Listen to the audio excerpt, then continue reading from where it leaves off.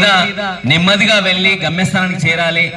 అధిక వేగంతో వెళ్ళి వేరొకరికి గుద్దుకుంటూ వెళ్ళడం వల్ల ప్రాణాలు కోల్పోయే పరిస్థితి ఉంటుంది, పరిస్థితి ఉంటుంది. కాబట్టి దయచేసి ప్రతి ఒక్కరూ నెమ్మదించాలని చెప్పి సందర్భంగా తెలియజేస్తూ, అలాగే ద్విచక్ర వాహనాల మీద వెళ్లే వాళ్ళు ఖచ్చితంగా హెల్మెట్ ధరించాలి. హెల్మెట్ ధరించడం వల్ల అది మనకే ఉపయోగం. ఎందుకంటే ఏదైనా అనుకోకుండా యాక్సిడెంట్ జరిగినప్పుడు మన తలకు దెబ్బ తగలకుండా హెల్మెట్ అనేది కాపాడుతుంది. అంటే మన శరీరం లోపల ఏ పాటుకు దెబ్బ తాకినా కానీ ఏం కాదు అంటే మనకు కొన్ని రోజుల లోపల మళ్ళీ మనం మంచిగా అయితే కానీ తలకు దెబ్బ తాకి కోమాల గిట్ట వెళ్ళిందంటే మనిషి జీవోత్సవం లెక్క బతికున్నా చనిపోయినా ఒకే రకంగా ఉంటుంది. కాబట్టి దయచేసి తలకు దెబ్బ తగల ఖచ్చితంగా హెల్మెట్ అనేది ఖచ్చితంగా ధరించాలి. అలాగే 4 వీలర్ అంటే కార్లలో కానీ వ్యాన్లలో కానీ టాటా సుమో లోపల వెళ్లే వాళ్ళు ఖచ్చితంగా సీట్ బెల్ట్ అనేది ధరించాలి.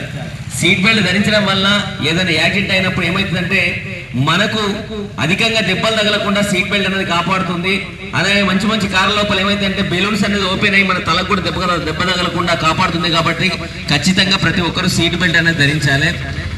అలాగే బండి మీద ముగ్గురు వెళ్ళొద్దు. దయచేసి అధికంగా వేగంగా వెళ్ళుకుంటా వింత శబ్దాలతో ఈ కాలం యువత ఎట్లా తయారైతే విచ్చలవిడిగా మద్యం సేవించి బండికి ముగ్గురు వెళ్ళుకుంటూ వాళ్ళు ఇతరులకు యాక్సిడెంట్ చేసి వాళ్ళ ప్రాణాలు కూడా హరించే విధంగా వాళ్ళు అత్యధికంగా స్పీడ్ గా వెళ్తున్నారు. దయచేసి యువతకు మన ఇంట్లో ఉన్న పిల్లలకు ఖచ్చితంగా చెప్పండి, బండి మీద ముగ్గురు వెళ్ళినట్టయితే మద్యపానం సేవించి గిట బండి మీద దొరికినట్టయితే ఖచ్చితంగా కఠిన కారాగార శిక్షలతో పాటుగా అత్యధిక జరిమానాలు విధించే విధంగా ప్రభుత్వం చర్యలు తీసుకుంటుంది. కాబట్టి ప్రతి ఒక్కరికి చెప్పండి. అలాగే ఎవరైతే మైనర్ పిల్లలు ఎవరైతే మన పిల్లల ఇంట్లోపల 12 సంవత్సరాలు మన 10వ తరగతి అయిపోయిన తర్వాత ఇంటర్మీడియట్ రాగానే చాలా మంది పిల్లలు బండ్లు పట్టుకొని బయటకుతున్నారు.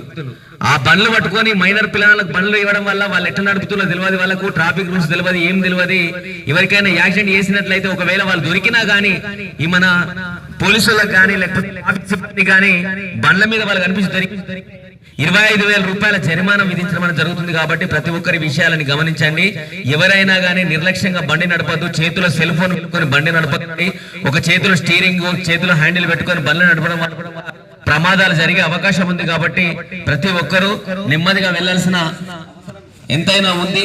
మీ కుటుంబాలకు మీరు ఆధారపడి ఉన్నారు, మీ కుటుంబాలు. కాబట్టి ప్రతి ఒక్కరూ నిర్లక్ష్యించకుండా నెమ్మదిగా వెళ్ళి మీ గమ్యస్థానాలకు చేరాల్సిందిగా తెలియజేస్తూ ఈ కార్యక్రమాన్ని ఉద్దేశించి మిత్రుడు రాజేంద్ర గారిలో ఒక మంచి పాట విన్నాం.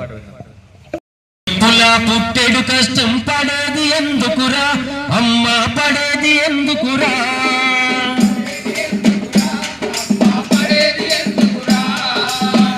నొప్పులా పుట్టెడు కష్టం పడేది ఎందుకురా అమ్మ, పడేది ఎందుకురా, పడేది ఎందుకురా అమ్మ, పడేది ఎందుకురా.